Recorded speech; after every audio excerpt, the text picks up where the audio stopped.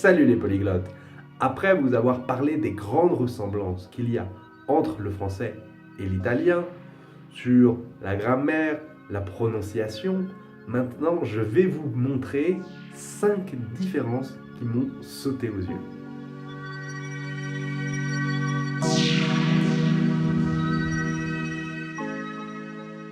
Il y a évidemment beaucoup d'autres différences que j'ai remarquées, mais ce sont celles qui me paraissent les plus importantes, celles que vous devez maîtriser en priorité pour sonner italien plus facilement, sachant que la majorité, encore une fois, va être vraiment très facile. Passons maintenant aux différences. En italien, il n'y a pas de pronom sujet.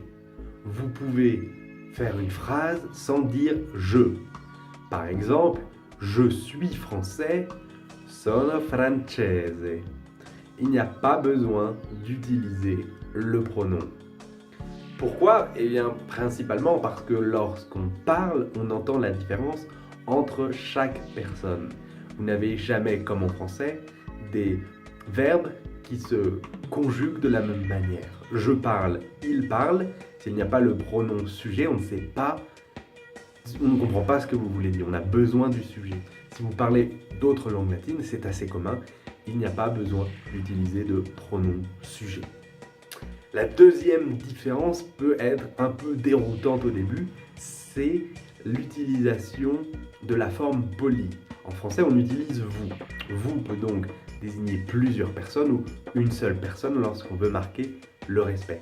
Pour faire la même chose, pour utiliser la forme de politesse en italien, on utilise lei. Lei, ça veut dire elle.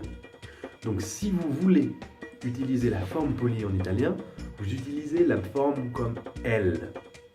Par exemple, lei sta bene. Vous allez bien ou elle va bien. On ne sait pas. Il n'y a pas de différence. Donc, sachant qu'en plus on n'utilise pas le pronom, on dit juste sta bene. Et il y a parfois la confusion de savoir si vous dites elle va bien, votre amie, elle va bien, votre mère, ou alors vous allez bien si vous êtes poli. Ça peut créer des confusions, comme parfois on peut avoir des petites confusions avec vous en français, si c'est une ou plusieurs personnes. Ne vous inquiétez pas. En Italie, on utilise très peu la forme polie. Les Italiens tutoient très facilement, beaucoup plus. Dans une situation vraiment formelle, on peut utiliser lei, mais avec un inconnu, on peut se tutoyer plus rapidement qu'en français. C'est plus facile, c'est plus normal. Troisième différence qu'il y a entre le français et l'italien, c'est la place des pronoms. Dans une phrase normale, c'est comme en français, vous prenez le pronom complément et vous le mettez avant le verbe. Par exemple, la conosco da anni. Je la connais depuis des années. Par contre, si vous avez un verbe à l'infinitif, vous ne mettez pas le pronom au même endroit. En français, on dit « je dois l'écrire » avec le pronom avant le verbe. En italien, on ne dit pas « devo lo scrivere » mais « devo scriverlo ». Il faut placer le pronom après. Donc ça, c'est une erreur que les Français font beaucoup. La place du pronom complément.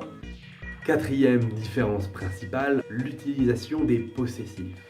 En italien, vous devez toujours utiliser l'article avant un possessif.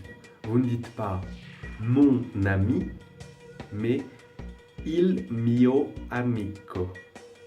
Vous devez utiliser l'article et le possessif. Comme si vous dites le mon ami. Il faudra toujours l'utiliser. Ça peut être un peu bizarre. Enfin, la cinquième différence qui est à mon avis la plus importante entre le français et l'italien, c'est le pluriel. Vous pouvez regarder, j'ai déjà fait une vidéo à ce sujet. Je pense qu'elle va vous intéresser. C'est vraiment compliqué à maîtriser et vous devez le faire tout de suite. Il y a des différences avec le subjonctif, avec des situations plus compliquées, des expressions plus formelles, mais ce n'est pas très grave. Par contre, le pluriel, vous devez le comprendre et le maîtriser dès le début. J'espère que cette vidéo vous a plu sur les différences entre le français et l'italien. Je vous souhaite une excellente journée et je vous dis à demain. Ciao.